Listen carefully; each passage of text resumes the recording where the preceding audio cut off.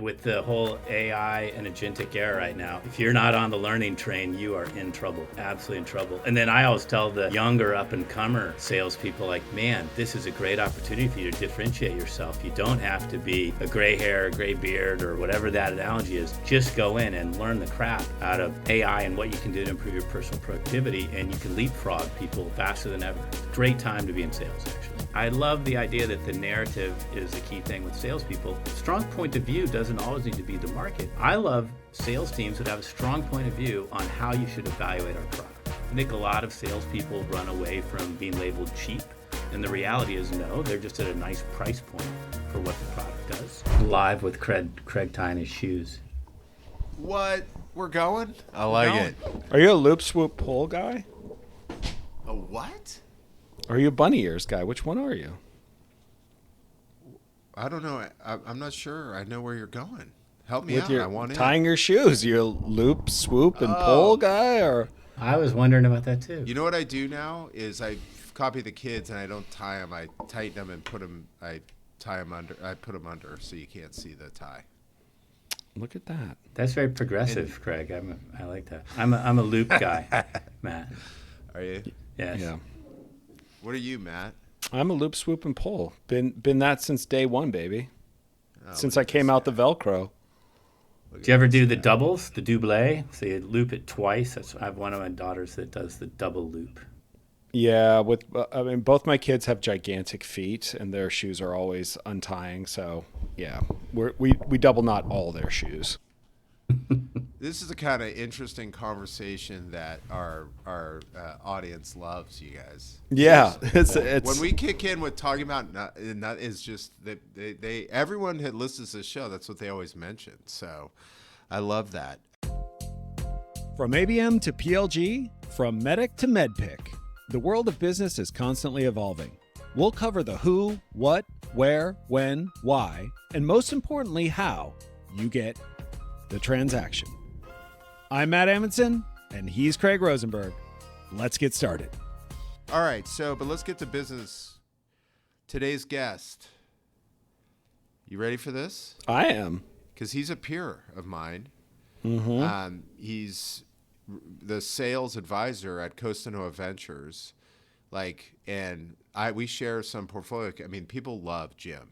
Now, I loved Jim before he went to Costanoa, so I've known him as like a killer sales operator for years before he joined Costanoa. But we've done a bunch of stuff together. We meet all the time and trade notes.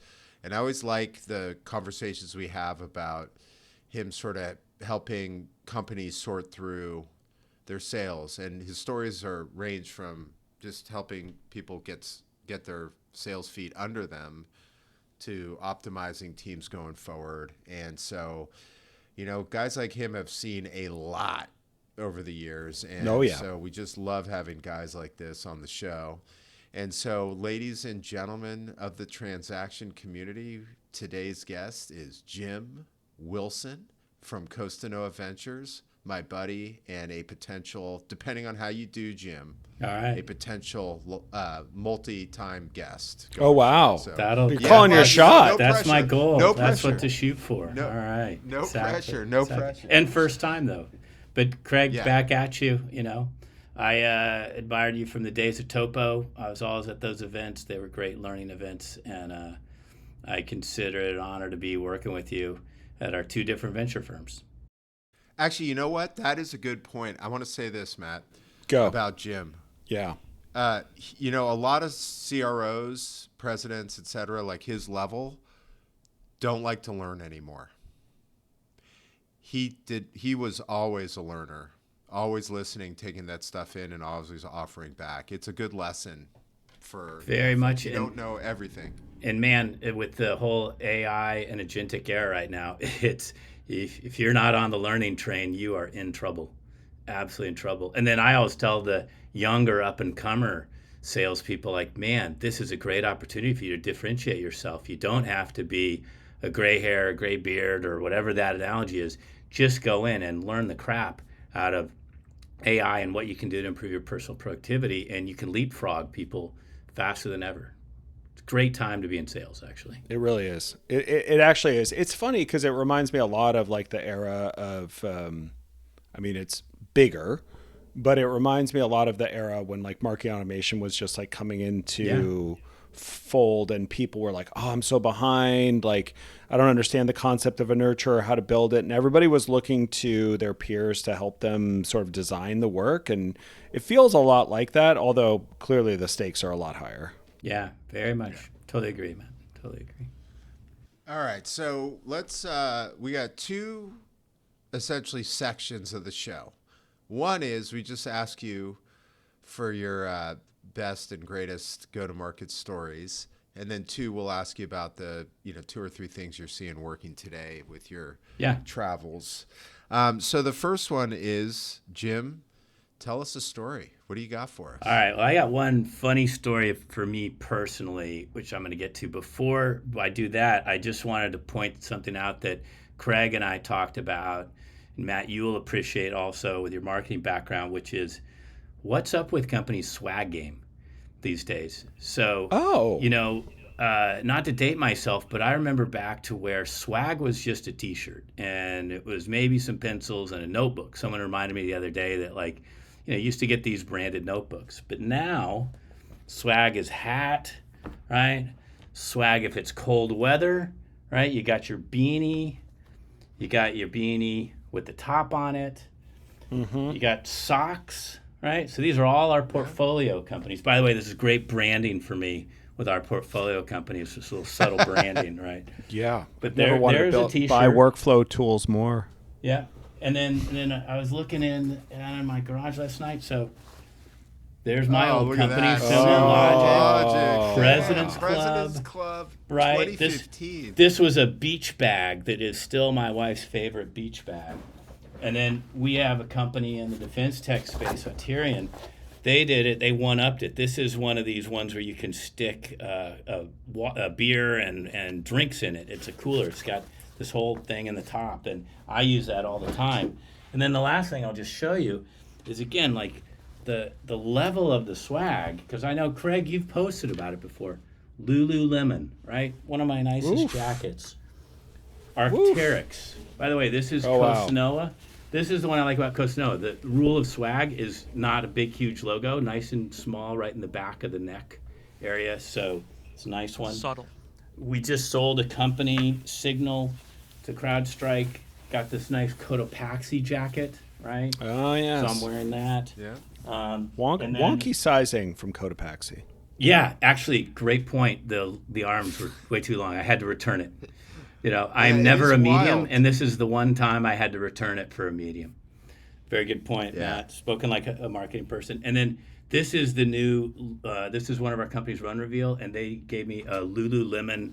This is one of these old school sweatshirts, the old sweat hoodies. And man, it is fantastic. It's my current go-to one. But yeah, the swag game is just awesome. And I think if you're a startup, and it's actually a message to salespeople, like go talk to your founders or your counterparts in marketing, but up your swag game. It's good stuff. Makes it fun, makes it fun to be in this industry. You can't send me any more. By the way, I don't get them anymore, thank God, but the stress balls with your logo on it, please. I don't need those. Yeah, you got to go big or go home on these things. They got to be memorable. The Casey Jenkins, who we had on the show, it's a favorite of me and Matt's. She was at CMO at Sendoso, and she has all these incredible swag stories, but also just like direct mail stories. One of my favorites, as she said, was like they were working on a deal.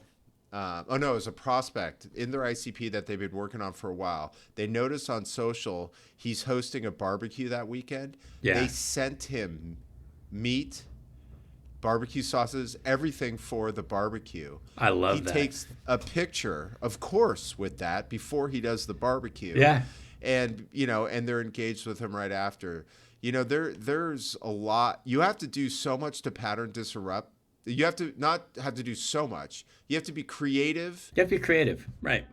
Meaningful in your pattern disrupt. And if you just send swag for the sake of sending swag, that actually doesn't work because I don't care.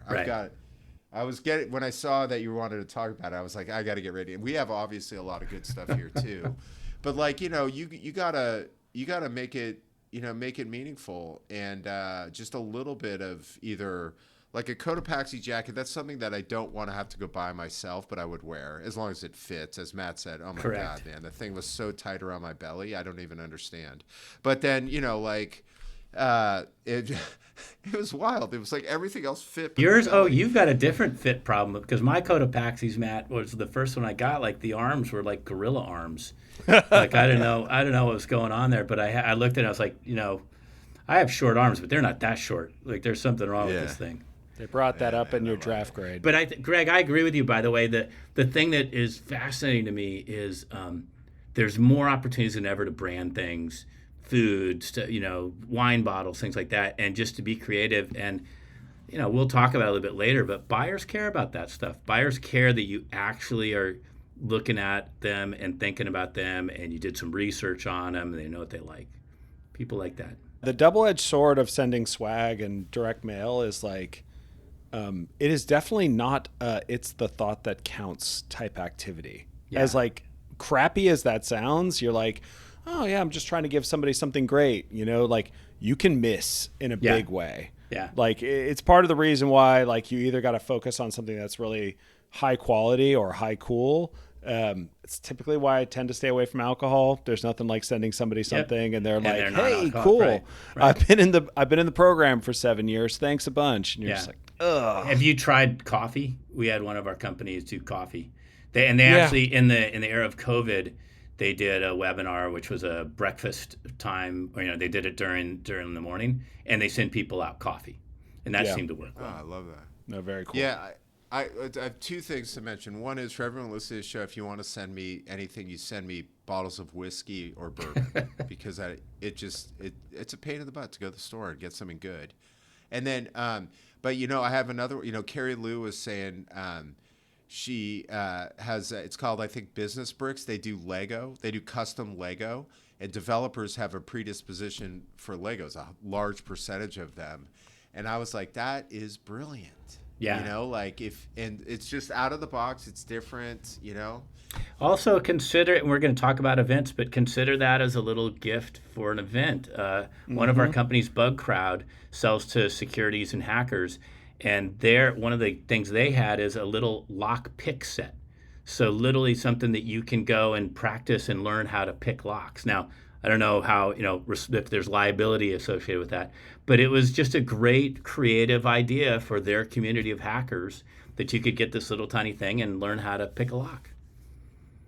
I want in on that next time, Jim. All right. I'll get you one. It's in the mail. I would be one of the worst thieves of all time. My fingerprints would be everywhere. I mean, I don't know. You'd be the guy picking the lock. Hey, he left his wallet. There's a Ring camera right above the door. Hey, the guy who stole from us, he left his wallet. Wait, are those his car keys? Anyway, okay, cool. All right. Love so that. Anyway, that's the swag stuff. Look, the story, I think these things are always great for these stories. So I'll tell a story from, unfortunately, a long time ago for me. As Craig, I think I started my career at a company called Parametric Technology, and one of the stints I did was over in Asia. So I lived in Asia for 8 years and built up that region. And I was a young whippersnapper, but this was back, before electricity, let's just say, where you'd go to meetings and you didn't have Google Maps, you didn't have Uber, right? You were just doing it old school where you had to figure out how to get there. And I was in Japan, and I distinctly remember it was a bank. I don't remember what bank, but, being a good young salesperson with good sales hygiene, I got there about 30 minutes early. Unfortunately, I had to take the subway the whole way, and I had to go to the bathroom, right? So I'm down in the lobby, and this is in Tokyo, and this is, again, a long time ago. There wasn't a lot of English translation going on, right? So I find a bathroom, and are you guys familiar with Toto bidets? Of course, yeah. Okay, of course. I have so one. No surprise, but in Japan, it's kind of the standard there, right? So lucky me, I find the public bathroom. And the other thing about Japan that I don't know if this is standard, but for the bathroom I happen to be in, it was one of those configurations where it was a whole bunch of stalls, and the stalls were super skinny, right? So you get your privacy, but there wasn't a lot of room in there.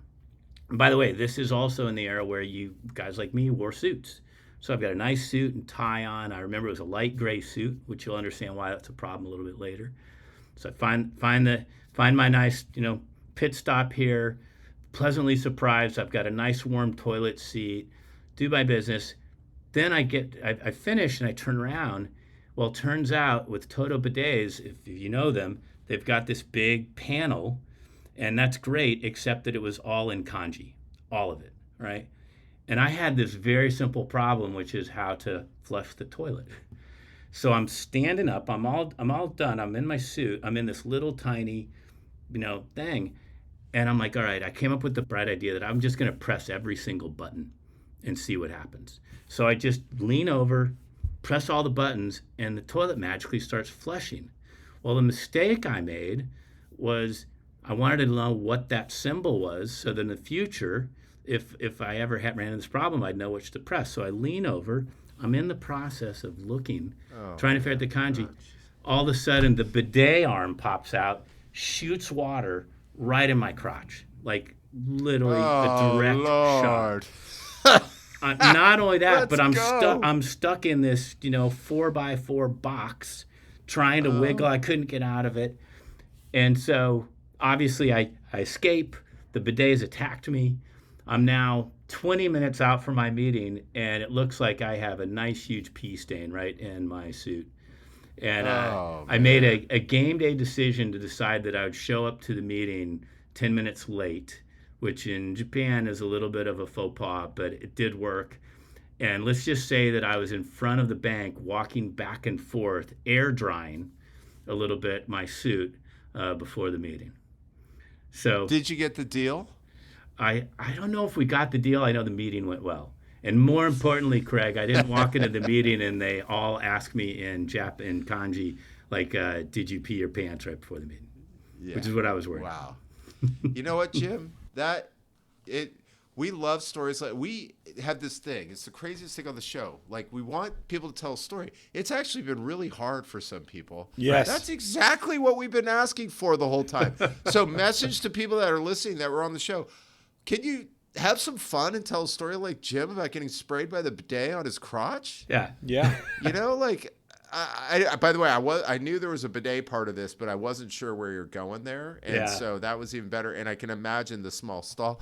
Now that's the kind of story I like. Matt, your thoughts? Story ranking. We love 1 out of bathroom. 5. Yeah, that's a solid 5. We love bathroom humor around here. Here's what I think happens, Craig. I think you tell people, hey, you ask people, hey, can you tell us a story? Could be funny, interesting. And then you hit them with heroic at the end. And that, like, I think that they're like, okay, if I know a funny story, a heroic story, I think that throws them off. I think we should ask for funny. Me. You're blaming me. I'm not blaming you at all. I'm not. I think you're a great podcast host. I think you really get it right. Craig, I'm with Matt on this one. I was thinking, like, I don't know, man. Salespeople as heroes in those stories, those are somewhat of a dime a dozen. It's more embarrassing. Focus on embarrassing as the key word, probably. Actually, good point. Embarrassing and PG rated. Yeah. Maria Bolden had probably the best on the embarrassing story one, right? Mm-hmm. The one where she got off the train and had her dress was wide open. That was a good one. Really she had the bottom of her dress tucked into her undergarments. I don't know. Have you had good Zoom ones? Because I got to figure in the post-COVID and pre-COVID era, like some of the Zoom faux pas have got to be off the charts. I haven't seen. There was a webinar one. There was at least one that was. The guy Kawasaki. Sam McKenna. Oh yeah, mine. Yeah. By the way, just to be clear, that was a Citrix go-to webinar problem. Not a Zoom. Is that thing even around? Yeah, I don't even know if that's around. All right, awesome. That was perfect, Jim. You got a 5 from Matt. Good. Sam, your ranking on the story, 1 to 5, 5 being dead on perfect. Yeah, 5, absolutely. Yeah, I'd call it a 5.1 actually. Oh, there. Working my way to repeat status, Matt. You're my new best friend. We might just do it. If you have stories like that, we gotta, that was separate great. pod. And I did forget. By the way, I did forget because I think Jim and Brian Halligan ran around Asia selling deals for PTC. Correct. Which 2 notes on that for any you young folks out there. PTC was probably the best sales team, maybe in the history of all time, right? Because they were the inventors of Bant. Correct. Oh no, Medic. Medic. They were the best enablement back then of all time. The best alumni of all time. I mean, you don't see any PTC guys not go on to big things because they were just so good at making great reps and managers. It's pretty amazing, you know. Yep. It was a good culture. My funny Brian Halligan story is we were also up in Malaysia once, and again, this is before Ubers and stuff, right? And we both had a meeting at a car company. I think it was called Proton. And we were flying in separately because I was in Singapore, he was in Hong Kong.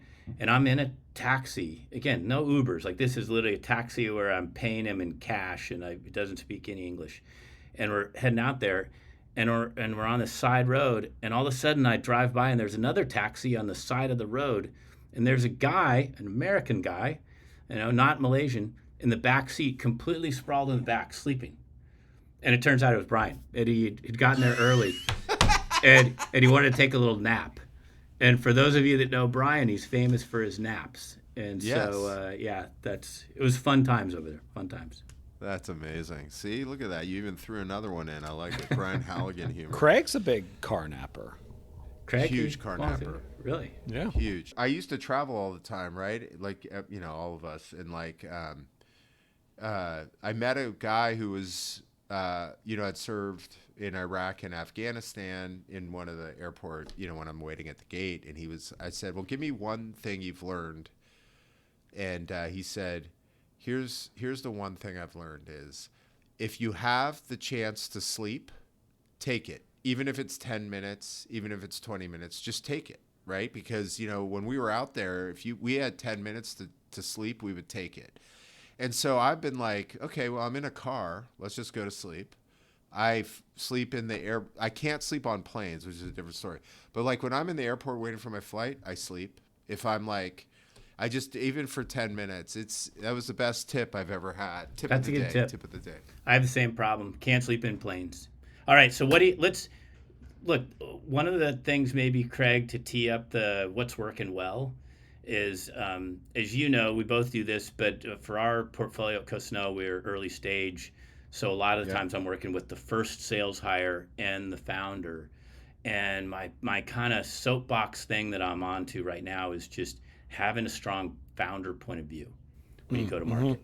Because, and Matt, you'll appreciate this, but man, the biggest challenge in sales, early stage sales and marketing is getting heard. Right. Yeah. And rising above the noise, because you've got 10 other people that have a product that sounds like yours. You have massive channels that are going everywhere. The buyers are getting bombarded with emails, with event requests, with everything. But what I do find works well is having a strong founder point of view, and then having the founder kind of sing to the rooftops about that, blog posts and everything, but then have it percolate down to the sales team. And in particular, the example I'll use is a company, Run Reveal, right? That is has some great swag, by the way, but also their founder, Evan, he built basically a modern security product that is a modern SIM, right? And so his whole message and is in his point of view is like, the SIM market sucks.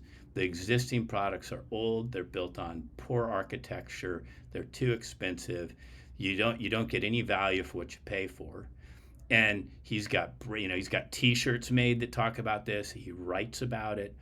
But here's what I think is really cool: is Aaron Trott, his VP of Sales, and Kira, head of marketing, lean into that messaging in their sales and their go-to-market. So, for example, Aaron will talk about, when he gets on the phone with the company he's doing discovery, he'll say, look, here's what we think. It's built on a modern architecture. We're focused on user interface. He'll lean into the fact that it's not expensive to get started. I think a lot of salespeople run away from being labeled cheap. And the reality is, no, they're just at a nice price point for what the product does, right? But then at some point, they'll say in a discovery call, look, we think that the SIM products suck. By the way, what product do you have, right? And I love this because that allows the buyer to react.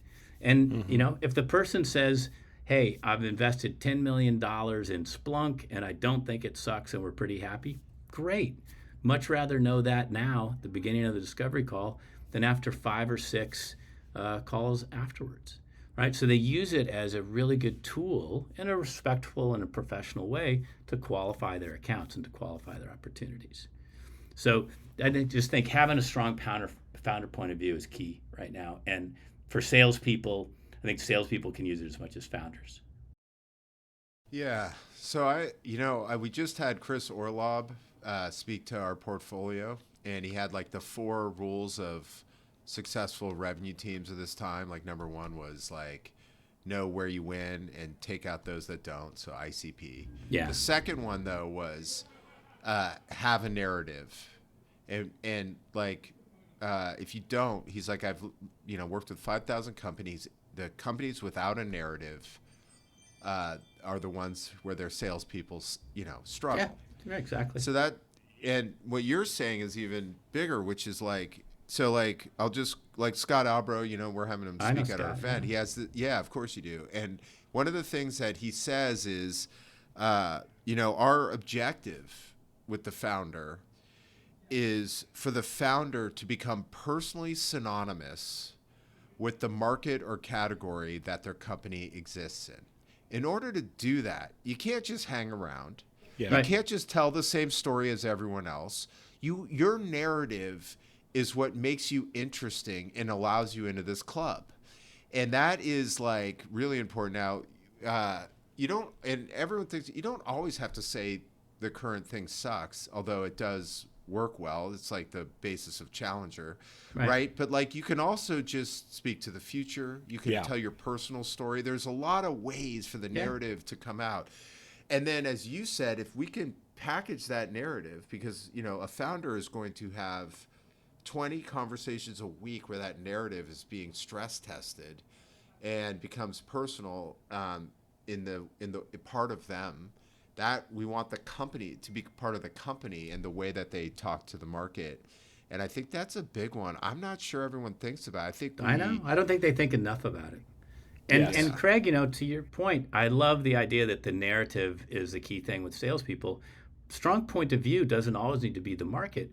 I love sales teams that have a strong point of view on how you should evaluate our product, right? And I always tell sales leaders, and the best ones do this so well, and the best salespeople, they'll say, hey, listen, Mr. Customer, let me just tell you how we think it would be best for you to evaluate our product. Can be any product in the space, can be whatever you want. And they go, and again, it's not super controversial, but it's very specific and very prescriptive. And it gives buyers, I think, so much confidence. A buyer doesn't want to get on a phone call and feel like everything he says the rep agrees with, and he's just super compliant. You ever been on these calls where you can just tell, like, you're just, oh, you want to do a free proof of concept? Great, sure, we'll do that. Oh, you want to have the product for a little while? You want to do a 3rd or 4th demo? What works so much better is sales have a strong point of view on how to evaluate the product. They go through and they give the logic to it. It's got to be logical. It's got to really make sense, and then let the buyer react to that. That's how the point of view stuff translates down to the sales process and the sales playbook, in my mind. Jim, I cannot agree with you more. This is my biggest pet peeve in early stage businesses is not having a prescriptive approach to the sales process in co-creation. And what I mean by that is like you getting off this great discovery call, and maybe you've got a novel product or you're in a novel category, and the sales rep goes, well, what do you want to do next? Yeah, right. And the prospect's like, I have no idea. You're the expert. I'll tell you what I want to do. I want to go watch the season finale of Industry. Like I don't want to think about the research that I'm going to have to do, or building a buying committee for this, or how challenging this might be to onboard, right? Like, I think having a strong point of view, not just on your product and on the category and on the space, but also on how to manage your way through a cycle, especially when someone's buying something for the first time. Look, if we all started companies and got to a point where we needed to adopt Salesforce as our CRM, we know how to buy that product. We've bought it 24 times already. And now, someone's introducing AI technology and there's maybe 3 or 4 players in the space and you're kind of like, well, I don't know. Yeah. No, it's so true. don't And know. look, what's the worst thing that can happen? They disagree with you? Great. Now Yeah. let's hear from them why they want to follow a different process, why their company, for example, may not be able to do it this way. Fine, let's have a conversation. Now you're engaged on something that's actually going to deliver value for your sales process. By the way, the best person that does this, I think, is going to be on your call soon, Craig, David Morris, Demo. There's another guy named Mike Leonard, and both of them, when I worked with them at a company, Merced Systems, they said their whole goal was always to be trusted advisors, but have the buyer believe that you are the trusted advisor. And the ultimate complement of that is like you're helping them craft the RFP. You're helping them craft like how to frame all the competitors. But the way you get there is by being prescriptive and having a point of view of how the product should be evaluated. Yeah. By the way, Jim, I want to remind you of a story from our past. Yes. And it's both a story that's relevant to this and we did it together. So remember when we did that workshop together up in the city and you said, let's do like a Challenger-esque sort of workshop for my sales team. Yeah. So you guys will enjoy this. So people were weighing. It was really cool. They were in, packs. There was like 3, folks from the sales team at their different tables. And we had everyone come up with, a Challenger-like, point of view on their company and product and whatnot. So we get this one young guy, and here's the thing is one of the reasons why Jim's point that it's a founder down point of view is because it's not instinctive necessarily for the sales rep, one who's not very experienced. They got to be really good and experienced in point of view and narrative. And so it's not necessarily, that's not their instinct. Their instinct is actually, well, I have this product I'm selling against these people, and this is what I'm going to, this is how we're different feature-wise. So he's like, well, I have this problem. There's like 100 companies in my market. And it was a crowded market. I don't remember what it was. And I said, well, how about this? Why don't you go to the market and say, whatever the category name was, doesn't work. Right. And he goes, well, why would I do that? We're in that category. And I just said, oh, you're fucked. Because your example, Jim, was right. You have to shake them. You have to say, if there's 100 people in the market, then the only way you differentiate is to be really bold and really aggressive. And I'm like, dude, if there's 100 people in the market and you think you're better than them, well, then tell them that market's broken. It doesn't work. Right. And here's why. And exactly. The here's why around. is just as important. Be able to back it up. Yeah. And then, look, for salespeople out there, if you're at a company like this and you don't believe, don't work there because you're not gonna be successful in sales. People believe, they can tell when you believe something or not. So have strong conviction. Sure. Okay, So I love true. that one. So true. By the way, just so everyone knows, Jim transitioned Matt and I into the top 2 or 3 things that he's seen working today. That was number 1. Yeah. Matt's going to say he transitioned you, Craig. Yeah, it was a really good transition. But I had to say something because I was like, oh my God, he's doing my job. But I like it. All right, what else you got for us? Look, the other one that I'm kind of passionate about right now is no surprise, right? But events are back. Like the way I think of it is like you just have all these different channels and routes to market and ways to engage buyers, and one falls out of favor, one falls in favor, right? Before COVID, right? It was emails weren't working, right? Like you just too many emails. There's phone calls go in and out, right? Obviously during COVID that just fell off of the ladder. But I think in this post-COVID world where buyers have gotten comfortable with Zoom being probably more standard than it absolutely was before, they really relish events and being able to connect with potential buyers or anybody in the company. That's the one mistake people make, I think, is trying to get too fancy with the events, like that it has to be your specific buyer persona at the event. I think that events are back. It's a great opportunity for sales and marketing to work together. Matt, to me, it's one of these other things where creativity really matters. Everybody's doing dinners. Who's doing breakfasts? Who's doing, coffee meetings? who's doing different things out there. So I don't know what you guys are seeing, but I'm absolutely seeing events. And then the specific story I'll tell is Bug Crowd, right? In our portfolio, I feel like Bug Crowd, they sell a hacker platform, if you will, right? And they have a community. It's a two-sided community where they have a group of hackers, and they've figured out how to do events. And they have a publication called Inside the Mind of a Hacker, where they leverage these hackers to show up at their events and give perspective on it. We did an event with them 2 years ago at RSA, where we pulled together CISOs, which for those of you that know the security space, that's the top buyer, like the CIO in an IT organization, and hackers. And we put them together on a panel. And they really are kind of opposite ends of the spectrum, right? You had two people with, like, one had purple hair and nose rings and the other one still had a suit on. And we put them together on a panel, and it was one of the best events we did. It was entertaining. It was useful. The information was useful. We did it at the Giants ballpark, so it was a cool place that people wouldn't normally go to up in that cloud club. But I would just really encourage companies to think about events and doing things, definitely at conferences, but doing events outside of that as well. Okay, I love that. May I give an example of a non-traditional event that? Yeah. I'm actually, this is where I want to learn too. I want to hear other ideas for non-traditional events. Okay, so this will maybe not serve our audience well. Craig knows I've recently joined a very large, large mid-sized company. So I'm in my third week. Nice. One of the things that I had to sprint to when I joined the organization is that we did a closing bell at NASDAQ, which is generally, like great celebration of the business. We had a big announcement that we were making, which was 100 consecutive quarters of growth. Big deal for the company. And one of the decisions that we made is we wanted to bring customers to it. So we wanted, 100 quarters of growth. Let's get 100 customers out to it.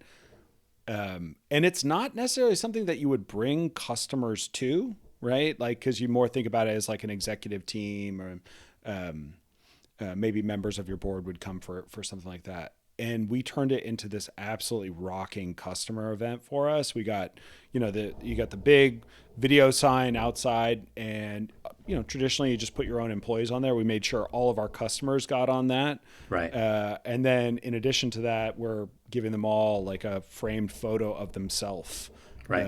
Up on that wall. And it's just like, I wouldn't say there was any pushback against doing it, but people are like, oh, would customers really want to come to that?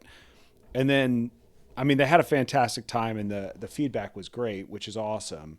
But we really had that moment that you want to have with a customer where we had like 2 or 3 dozen of those customers go out, take their photo that we had given them, right. post it onto social. And, we didn't block out the sun or anything like that. But like, these are just these moments where sometimes you feel like it's just for you or for your business, but like bring customers along. Customers, especially for early stage businesses, those early customers, they feel very aligned to your success as an organization. And the more you bring them into your business celebrations, the more they're going to, really turn into great advocates for your business going forward. Totally. Like the customer thing is so overlooked. Like people want to talk to other customers. But the other thing too, Matt, and you touched on it, the one faux pas that I see sometimes, not often, is don't sell. Like if you do this event stuff, just get to know people, where they went to college, their kids, their interests. It's so much easier to do the follow-up the day after and say, hey, I'd love to schedule something with you. By the way, I really loved talking to you. We had a great laugh about where we went to school and our fraternities or sororities. Leave the selling for later. Get to know people. Yeah, I totally agree. I have a fun one for you guys on this one. So I wrote this post on Topline about driving demand, and we've seen it too. Events are working, and actually I think Omar Akhtar had data on that, where the event, didn't he say like event budgets, Matt, were like significantly higher than in the past, I think. Yeah. So David Politis, who's been on the show, if you don't know him, Jim, you should meet him. He's based in New York. He has like a CEO founder group there, right? Where he brings them all together, works with them, does events. So he wrote, in-person events. It feels like we're on our way to peak in-person events. Uh, People, but right now, people like to be in person. They like to have experiences. They want to build relationships. And here's what I've seen work. I'm sort of paraphrasing a bit. So one that he's seen, coffee and co-working. He's like, find a physical space that could host 20 to 40 people of your target customers and invite them to come work. He's like, a lot of people are still in remote hybrid environments, and it give them a low stress, non-salesy environment to work. It helps build trust and community. I think that's a great idea. All right. Totally. Second one, workshop. He said, I've seen a couple companies do this recently, especially for AI and enterprise sales roundtable workshop, for example. Target a set of like prospects and customers, invite them to the workshop with a third-party expert. That's pretty classic. I used to do that all the time with Topo, 3 to 4 hours, etc. That used to work well for people. It sounds like it's working well again, especially with AI being such a topic everyone's trying to wrap their hands around. Dinner. So this kind of goes with what Jim just said. He said, my strong opinion is dinners should be 10 to 12 people max. You should never do a structured pitch, never sell, let the conversation flow. Right. If customers want to talk about you, do it. Same thing. Totally agree, by the way, with the 10 to 12. That's what we've found also. It's a beautiful number. Yeah, I agree. And then high-end experiences. So this could be anything from amazing tickets to a sporting event or hard-to-get tickets to a Broadway show. You can tell he's New York. Dinner at the very best restaurants in the world. Small group sessions with famous speakers, personalities. The things you want to do is something that they could not necessarily do themselves. And so that was high-end experiences. This one was interesting. He's seen this work, which is choose your own adventure. So you message a group of prospects and customers, tell them you want to put together an event with them, for them, and give them the choice. And he's like, some of them done whiskey tasting, axe throwing, which I've never done. Even one of them just said, let's just walk around Central Park, and so pretty interesting.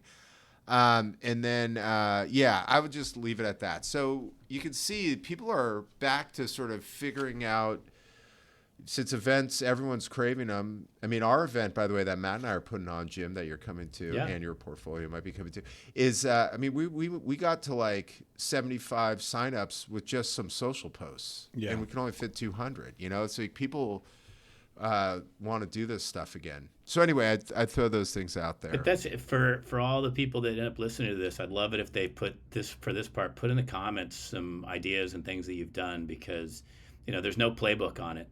There are a couple things. What's interesting, Craig, is golf. You don't hear golf anymore. I feel like the one thing about events is time's been compressed, right? Yeah. And the days where you can do the full day, you got to commit, you got to go out to Half Moon Bay and we're going to golf with you.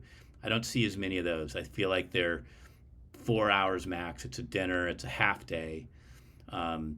Those are the kind of things. And then one last bit of advice, that, again, the thing that I see in our portfolio, this is a great place to try to leverage your investors and your board. We're doing something at Costanoa, a roadshow, where we're bringing a guy that's with us, Joe Sullivan. He's a kind of a luminary in the security space, and he goes and talks to folks. But we're doing a roadshow, and we'll bring 1 or 2 portfolio companies along, and we're kind of bringing it out to them versus making everybody come back to the Bay Area and to Silicon Valley. But I'd love, as a follow-up, to hear from other people about event strategies. Yeah, we should do that. It just, best events that you guys have held, and get some new ideas. I love that. Okay. So that's 2. You got another one for us? Well, look, we could talk about AI all day long. I do think AI is going to be huge in sales. I do think AI in particular, Craig and I are both passionate about top of funnel and things that work for top of funnel.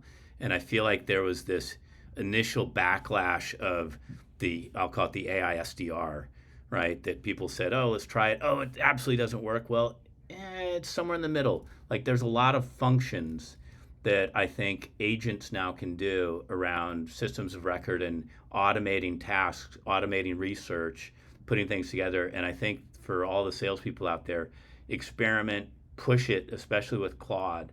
I'll go back to your existing vendors, right? HubSpot's got some amazing stuff they're doing that it's a lot easier to incorporate from your existing tool than try to build something from scratch. I'm not a believer in the build that from scratch, but I feel like top of the funnel is where we're going to see the next boost of productivity. But all right, so but I digress, Craig, because that could be its whole other section, right? I think the last thing that I see working right now is paid POCs, right? Ooh.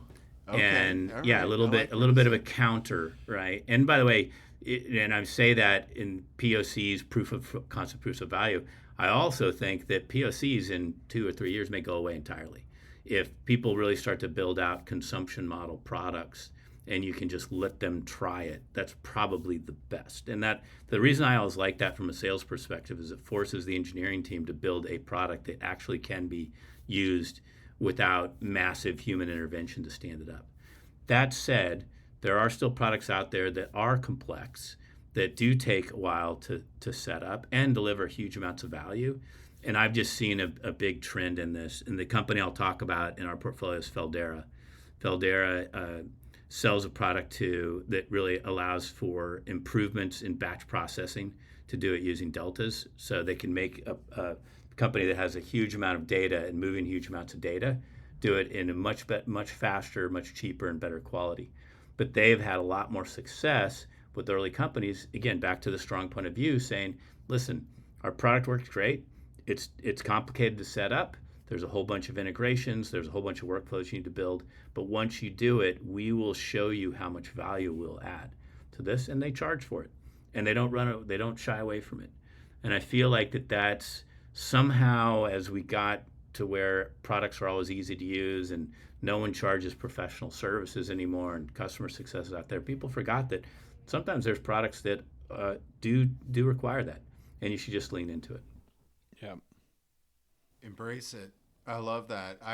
We had this was a couple years ago, and the portfolio company came in. I mean, they were early too, which is where you get you get scared, right, to charge for the POC, and they were charging on the POC because they wanted some skin in the game on the other side. They kind of have to. You're right. I mean, ultimately, at the end of the day, you want to build a product that people could just start using.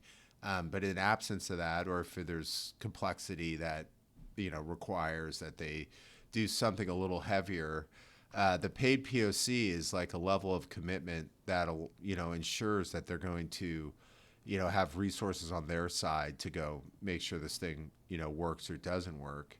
But yeah, I mean, I do think that's actually kind of a big one you brought up, because we kind of shied away from that for a while. It's one of those things where I get it. I get that we all want to sell a product that magically sells itself, right? That's who doesn't want that. But the reality is that's not where most of products are. And I think that it really gets back to companies knowing their product and really understanding what's that unit of value, what's the magic moment.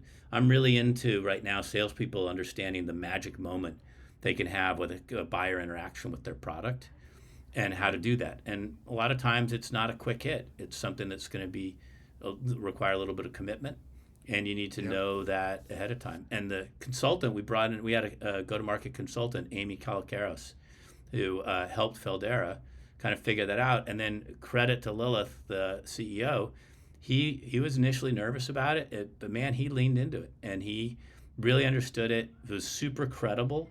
Again, Matt, back to the strong point of view, he would lean into it and they would ask why, and then he would go through all the things they're going to do in the proof of concept, what they were going to get out of it. They had documentation to support it. They had a POC test plan, and customers left not only convinced, but more importantly, kind of armed with the information they needed to go get approvals for it. And I think they've been like 4 for 4 in all their POCs. I mean, it sounds trivial, but even things like timelines, right? Like people want to understand like how much time investment they're going to have to make in evaluating a solution. Yeah. It may be long, but at least they know that going into it. Otherwise, what happens, right? They ghost you in the middle of the cycle because they're just like, this is taking forever. And for God's sakes, don't do the POC that I call the kick the tires and it's got no end date POCs. Like it's just, it's a slow death if you're selling software, and every technical, and this is mostly for technical buyers right? But most technical buyers, especially developers in that space, they'll do that all day long, you know? Yeah, for sure. We at Topo, this was a while ago now, by the way, guys. Everyone was doing, whether it was paid or not, proof of concepts, and like if we would look at the guys who had, I mean, there are a lot of companies at the time that would have like an 80% conversion rate out of the POC and above.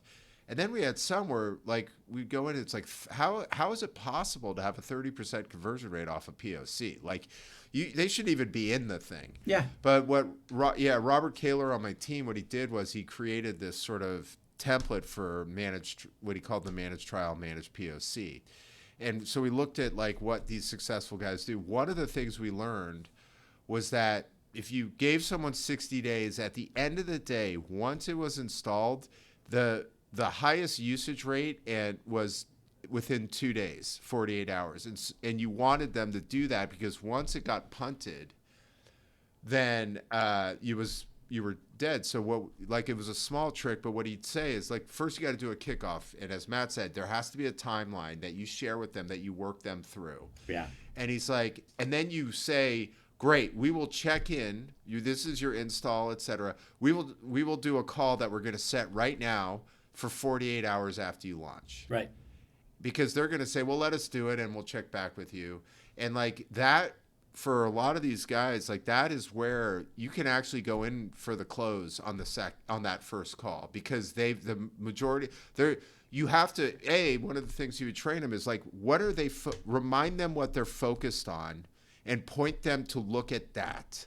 Like you're not saying, oh, go, if they don't care about the UI, then don't tell them, oh, and check out the beautiful UI. No, like this is what you're trying to solve. Here's how you're going to go look at whether you solve it, put it in and go watch it.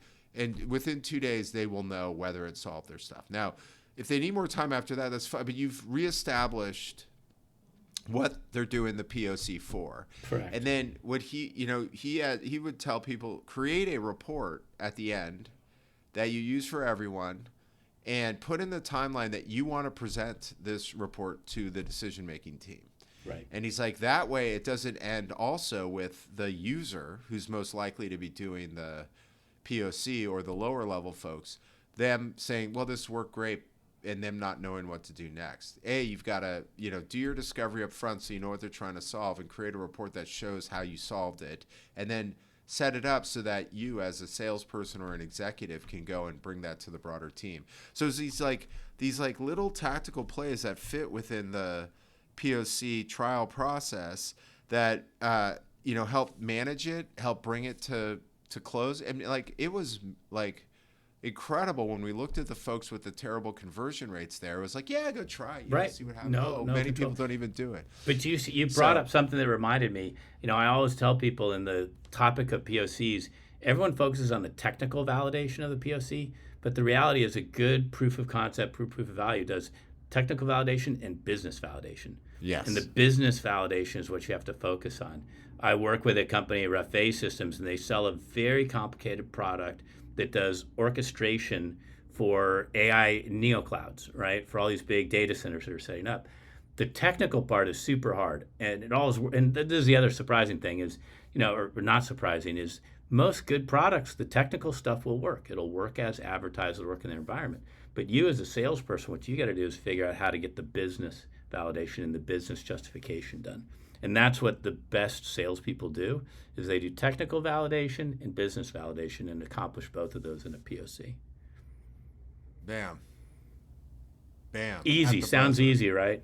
Never easy. Now go do it, everyone. Right. Yeah. Right. Awesome. All right. So with 2 minutes left on the clock, we did it. You got some multiple good stories in there. You got 3 very specific actions that people could take from this podcast episode. So I would call this a raging success, Jim. Good work. All right. Well, thank you. I'm happy to be out here. Apologies for everybody that is in a cold weather place and is looking at Craig's background and those pearly lake and the beautiful sparkling sun. It's nice and sunny out in California. I apologize to everyone. You know what, though? I will say this. It's beautiful in the day right now, but the nights are colder than when there's Cold and rain. windy, yeah. Yeah, man, it's pretty Hey, nuts. but Oh, that luckily, sucks. we've got our swag. We've got Oh, our- geez, got here all he the goes. Swag, Yes, man. It's We're there, gonna man. Yeah, man. Jesus. Anyway, Jim, thanks for coming on the transaction. Folks, that's the transaction, and we are going to call this one a night and move on. Thanks, Jim. Matt. Thanks, Craig. Bye-bye. Thanks, Jim. Thanks for joining us for another episode of The Transaction. Craig and I really appreciate the fact that you've listened all the way to the end. What are you actually doing here? For show notes and other episodes, please visit us at thetransactionpod.com. Like and subscribe on Spotify, Apple Podcasts, or any other place you get your podcast from. Either you have walked away from your podcast device, or this is playing somewhere in the background. Someone in your house would really like for you to shut this off now.